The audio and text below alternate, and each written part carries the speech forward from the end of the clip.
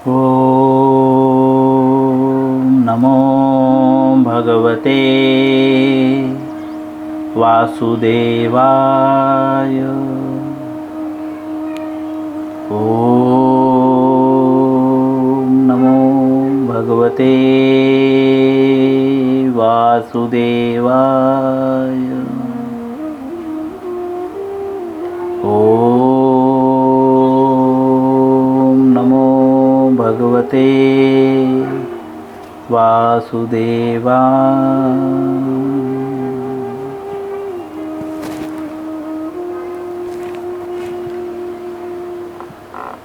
पुस्तक का नाम है श्री कृष्ण लीलामृत, अध्याय 32। अध्याय का नाम है श्री कृष्ण लौटकर गोपियों के पास आते हैं। हिंदी की पुस्तक है, पैराग्राफ 241। हम मध्य में हैं, जहाँ पे भगवान जो है प्रभुपाद जी बताते हैं कि गोपियाँ जो है सामाजिक बंधनों तथा धार्मिक मर्यादा की परवाह न करके मेरे पास आई और मुझसे प्रेम किया। अतः मैं तुम लोगों का अत्यंत कृतज्ञ हूँ। यहाँ पे हम थे।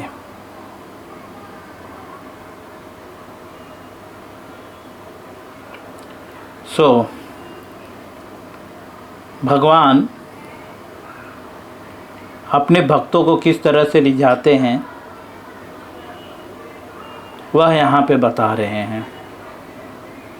आगे श्रील प्रभुपाद जी लिखते हैं, इसके लिए मैं तुम्हें सामान्य भक्तों के रूप में नहीं मानता। किस लिए भगवान जो है गोपियों को सामान्य भक्त के रूप में नहीं मानते? तो जैसा कि हम कल पढ़ चुके थे, गोपियों ने सामाजिक धार्मिक मर्यादाओं का त्याग कर दिया था। किसके लिए? सिर्फ कृष्ण के लिए। माता पिता सारे संबंध तोड़ के जो है भगवान के पास आ गए थे, किसी की परवाह न करते हुए। इनडायरेक्टली श्रील प्रभुपाद जी कहते हैं कि जो असामान्य भक्त होते हैं वे ऐसे ही होते हैं, भगवान के लिए सभी प्रकार की मर्यादाओं का जो है तोड़ देते हैं।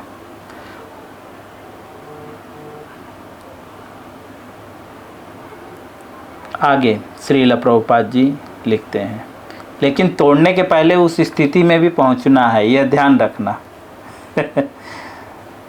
उस स्थिति में पहुंचने के बाद तोड़ना। ठीक है। आज के जीवन में जो लोग घर छोड़ के वनों में जा रहे हैं, तो वहाँ पे भी जाकर वो घर से भी बड़ा गृहस्थी जीवन बसा लेते हैं। तो ऐसे लोगों ने जो परिवार छोड़ा, ये छोड़ा थोड़ी है, मंदिर में भी आकर वे वही काम कर रहे हैं जो घर पे करते थे। तो यह वैराग्य नहीं है।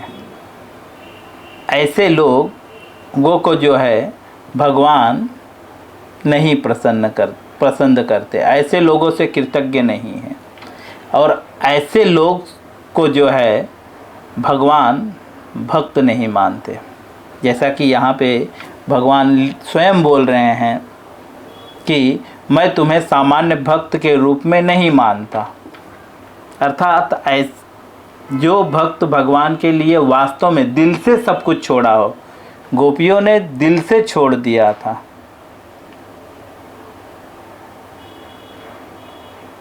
ऐसे भक्त भगवान जो है, ऐसे लोगों को भगवान सामान्य भक्त नहीं मानते, या ऐसे लोग सामान्य भक्त नहीं होते। इनडायरेक्टली भगवान ये समझाना चाहते हैं। आगे कहते हैं, तुम यह मत सोचो कि मैं तुमसे दूर था, मैं तुम्हारे पास ही था। मैं तो यही देख रहा था कि मेरी अनुपस्थिति में तुम मेरे लिए कितनी चिंतित रहती हो। देखो, भगवान एग्ज़ाम्स लेते हैं। यहाँ पे हम सीख रहे हैं, भगवान गोपियों को एग्ज़ाम्स ले रहे हैं। भगवान बोल रहे हैं मैं तो इधर ही था, लेकिन मैं देखना चाहता था। ठीक है,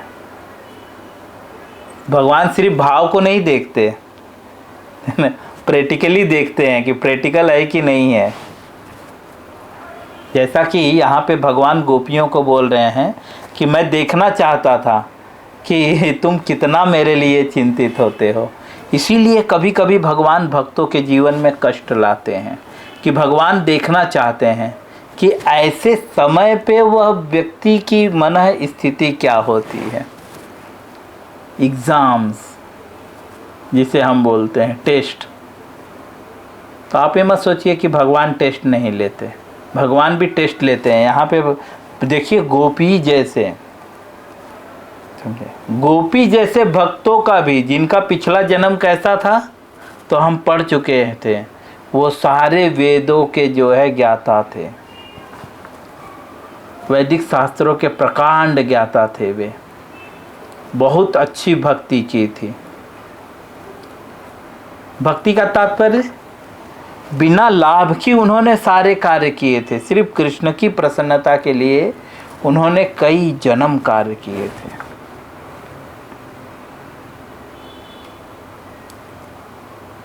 हम भक्ति का अर्थ पढ़ चुके हैं भगवद गीता में। भगवद गीता के जो है 6वें अध्याय के अंतिमवें श्लोक में 47 श्लोक के तात्पर्य में जो है श्रील प्रभुपाद जी गोपाल तापनी उपनिषद का पहले अध्याय का 5वां श्लोक कोड करते हैं। वहाँ पे बताते हैं भक्ति का अर्थ है भगवान की सेवा, चाहे इस जीवन में या अगले जीवन में, भौतिक लाभ की इच्छा से रहित होना चाहिए। ठीक, ऐसे गोपियों को जो कुछ भी भौतिक लाभ के लिए भगवान की सेवा नहीं किए, ऐसे गोपियों के भी भगवान यहाँ पे परीक्षा ले रहे हैं और भगवान एक्सेप्ट कर रहे हैं। मैं यही था, लेकिन मैं देखना चाहता था कि मेरे न रहने पर आप लोग कितनी चिंतित होती हो। अतः कृपया करके मुझ पे दोष न निकालो। इसीलिए भगवान बोल रहे हैं क्योंकि मैं तो देखना चाहता था, तो इसीलिए मुझे दोष मत दो, दोष मत निकालो मेरे अंदर। आगे भगवान कहते हैं, चूँकि तुम लोग मुझे इतना प्रिय मानती हो, अतः यदि मैंने कोई त्रुटि की हो तो मुझे क्षमा कर दो। देखो, भगवान माफ़ी मांग रहे हैं, अहम भक्त पराधीन हो। पहले भगवान टेस्ट लेते हैं और फिर भक्त के अधीन हो जाते हैं। सोचो, भगवान भक्त से माफ़ी मांग रहा है, लेकिन कब? जब भक्त संपूर्ण रूप से सारे टेस्ट में पास हो गया। हम लोग थोड़ा भी कष्ट आता है तो भगवान को भूल जाते हैं। तब हमें 2 चीज़ें याद आती है, पैसा और हॉस्पिटल, और दिन भर डॉक्टर का नाम जपते हैं। भगवान का नाम छोड़ के दिन भर ये डॉक्टर, वो डॉक्टर, ये मेडिसिन, वो मेडिसिन। लेकिन जो भगवान के भक्त होते हैं, गोपियों को जब कष्ट आया तो गोपियों ने कृष्ण का भजन किया, कीर्तन किया, उनकी लीलाओं का स्मरण किया। और इतने पे भी नहीं मानी, कुछ गोपियों मिल के जो है भगवान की लीलाओं का अनुकरण किया, ताकि और अच्छे से स्मरण कर पाए। जैसा कि भक्त लोग आपस में करते हैं फेस्टिवल वगैरह में या बीच बीच में, कृष्ण की लीलाओं का ड्रामा जिसे हम हमारे लैंग्वेज में कहते हैं।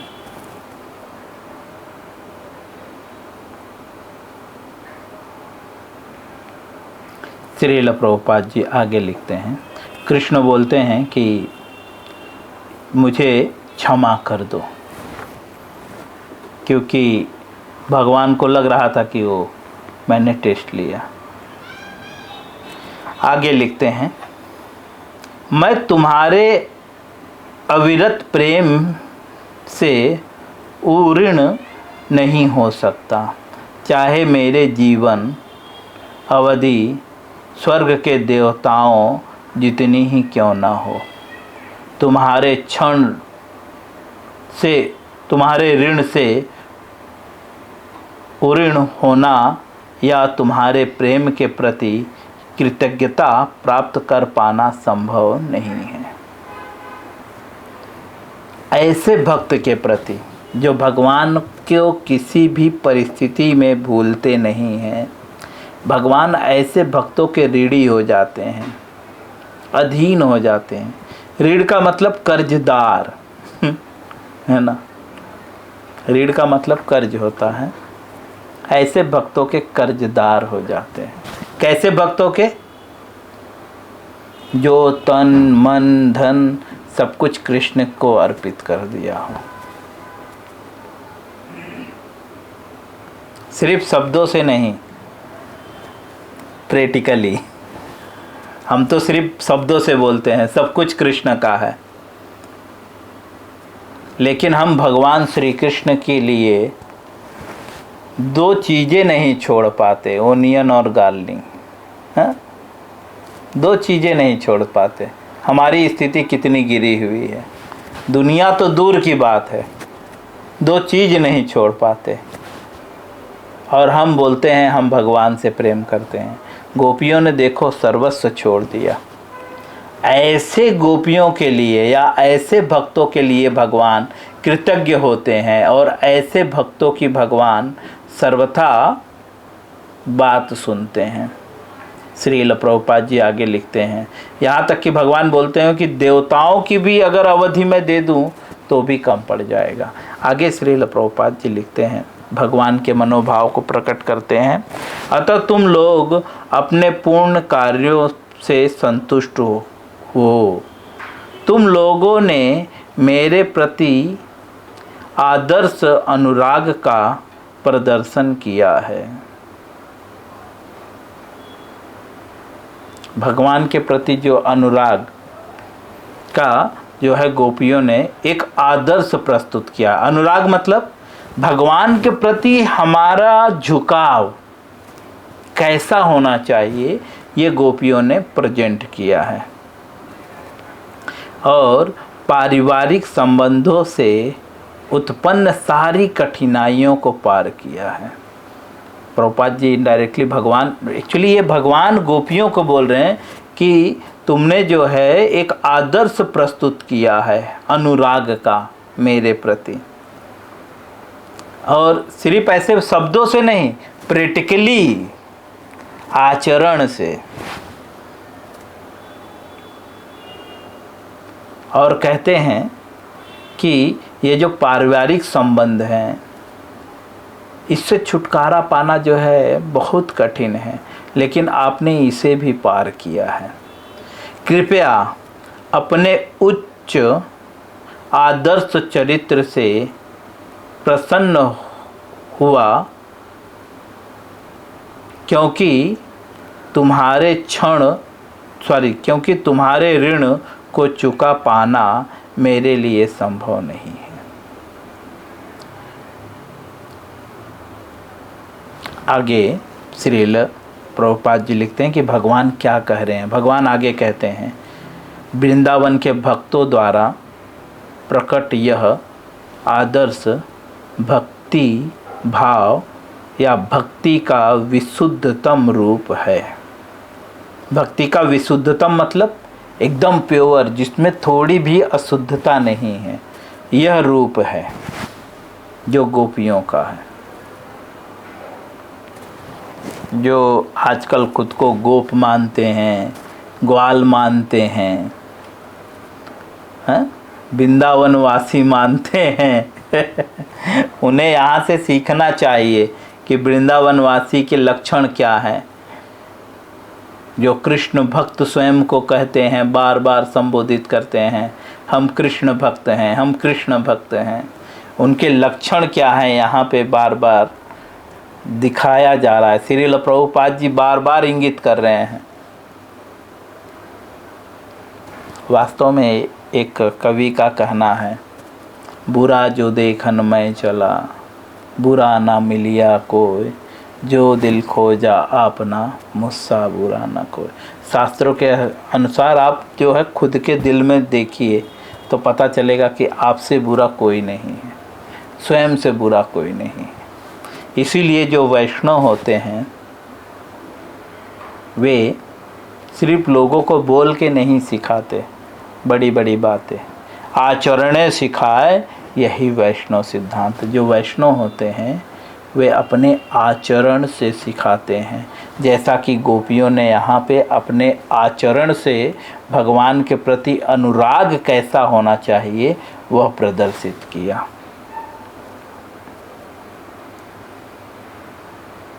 श्रील प्रभुपाद जी लिखते हैं, प्रामाणिक शास्त्रों का आदेश है कि भक्ति को अहेतुकी तथा अप्रतिहता होना चाहिए।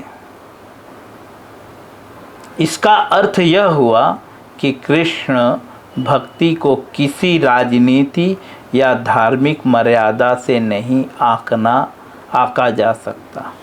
प्रभुपाद जी कहते हैं कि शास्त्रों का जो है आदेश है, प्रामाणिक शास्त्रों का, हर किसी का शास्त्र नहीं, कोई भी कुछ लिख रहा है ऐसा नहीं, जो प्रामाणिक शास्त्र है। प्रामाणिक मतलब जो गुरु परंपरागत आ रही है। गुरु परंपरा क्या है? भगवत गीता में हम देखते हैं, भगवत गीता में शुरू में जो है परंपरा बताया गया है, इसे गुरु परंपरा कहते हैं। इसमें लिखा हुआ है गुरु परंपरा। तो गुरु परंपरा अर्थात भगवान ने ब्रह्मा को उपदेश दिया, ब्रह्मा ने किसको उपदेश दिया, इस तरह से करके प्रणाली आना।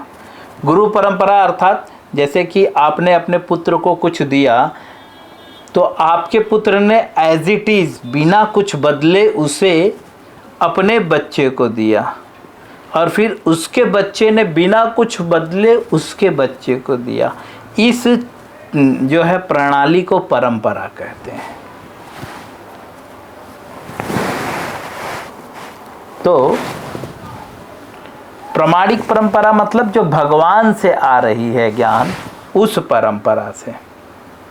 तो उस परंपरा से जो है शास्त्रों में आदेश है कि भक्ति जो है अहेतुकी, अहेतुकी मतलब कोई हेतु नहीं होना चाहिए। हेतु मतलब कोई फायदे के लिए नहीं करना चाहिए, अप्रतिहता होना चाहिए।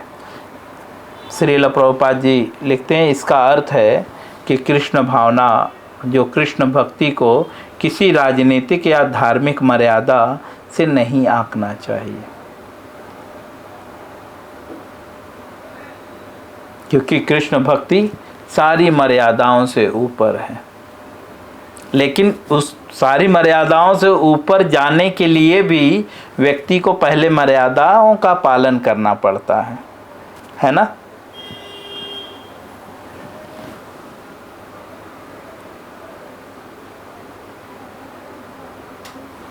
आगे उदाहरणार्थ हम समाज में भी देखते हैं, अगर सपोज किसी को डॉक्टर बनना है, ठीक है, तो अगर उसे डॉक्टर बनना है या जो डॉक्टर बना हुआ है, डॉक्टर बने हुए व्यक्ति की कोई मर्यादा है कि किधर काटेगा किधर नहीं काटेगा, उसको भली बात पता है ना, वो एक्सपर्ट है। लेकिन उस डॉक्टर तक बनने के लिए उसने बहुत सारी मर्यादाओं का पालन किया है, पहली पास किया है, दूसरी पास किया है, लिमिटेशन में रहते हुए। जब वो ट्रेनिंग ले रहा था तो उसको जितना बोला गया बस उतना ही किया है। लेकिन एक समय ऐसा आया कि उसे किसी भी मर्यादा का पालन करने का ज़रूरत नहीं पड़ा। कभी भी वो जो है ऑपरेशन थिएटर में जा सकता है और कभी भी वह निकल सकता है ना। उस स्तर तक पहुंचने के लिए मर्यादाओं का भी पालन करना पड़ेगा, जिसे हम वैदिक भक्ति कहते हैं, साधना भक्ति जिसे कहते हैं। ठीक है, आगे श्रील प्रभुपाद जी लिखते हैं, भक्ति सदा दिव्य होती है। दिव्य का मतलब आध्यात्मिक, भक्ति सदा दिव्य होती है। गोपियों ने श्री कृष्ण के प्रति विशेष रूप से शुद्ध भक्ति प्रदर्शित की, यहाँ तक कि श्री कृष्ण स्वयं उनके ऋणी बने रहें। अतः भगवान श्री चैतन्य ने कहा है, प्रभुपाद जी कहते हैं कि गोपियों ने आदर्श प्रस्तुत किया भक्ति का, और ऐसा उदाहरण प्रस्तुत किया कि भगवान उनके ऋणी हो गए। हम पैराग्राफ में पढ़ रहे थे, भगवान स्वयं को अपना ऋणी मान रहे हैं कि मैं आपका ऋणी हूँ। इसीलिए चैतन्य महाप्रभु कहते हैं कि वृंदावन में गोपियों द्वारा प्रदर्शित भक्ति श्री भगवान तक पहुँचने की अन्य समस्त विधियों को लांघ गई थी। जो वृंदावन में जो गोपियाँ थी, गोपियों द्वारा प्रदर्शित जो भगवान तक पहुँचने की जो अन्य समस्त विधियों को लांघ गई थी, जो भी सारी विधियाँ उनको गोपियाँ लांघ गई थी।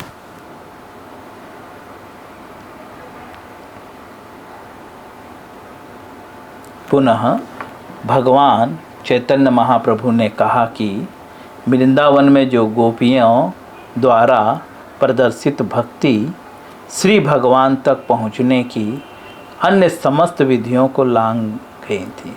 चैतन्य महाप्रभु इनडायरेक्टली हमें बता रहे हैं कि अगर हमें वृंदावन में जो गोपियाँ थी जिन्होंने यह उत्तम भक्ति प्रदर्शित की, वह भगवान तक पहुँचने की जो है सबसे बेस्ट विधि है, लेकिन उन गोपियों तक पहले पहुँचना पड़ेगा। पहले उन गोपियों के स्तर तक पहुँचना पड़ेगा, वो भी जबरदस्ती नहीं, अभ्यास के द्वारा। मैंने जैसे पहले ही कहा कि बहुत सारे लोग गोपियों का जो है आचरण करते हैं, कभी कभी वृंदावन में जाकर गोपी भी बन जाते हैं, लेकिन क्षणिक लाभ के लिए कभी कभी वह व्यभिचार तक करते हैं। तो ऐसे जो है गोपी भाव वास्तव में जो है बहुत घिनौनी हरकत है। इसको हम गोपी नहीं बोलते, ऐसे गोपियां जो हैं बेकार हैं।